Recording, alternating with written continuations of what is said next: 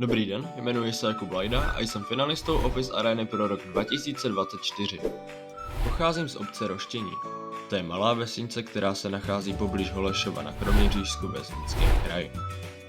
Svůj volný čas rád věnuji sportu, ať už se jedná o fotbal nebo požární sport. Kromě sportu také strávím dost času u počítače, na kterém si rád zahraju různé hry.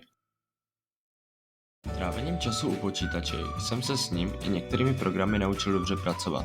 Možná i díky tomu jsem se dostal v Office Aréně tak daleko. Na mém postupu v Office Aréně jsem se však nezasloužil jen já, ale i má škola, která mě na to prací s Microsoft programy připravuje již od prvního ročníku. A na kterou školu to vlastně chodím?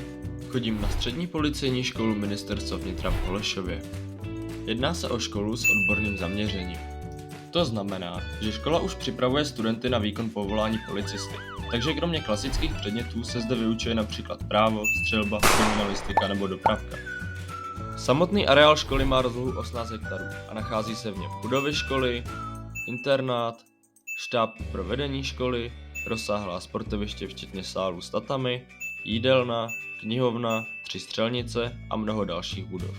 Budova školy má 24 kmenových učeben a 35 speciálních učeben určených pro výuku odborných předmětů. Naše škola se také zakládá na fyzické zdatnosti, což je i velkým kritériem přijímacího řízení.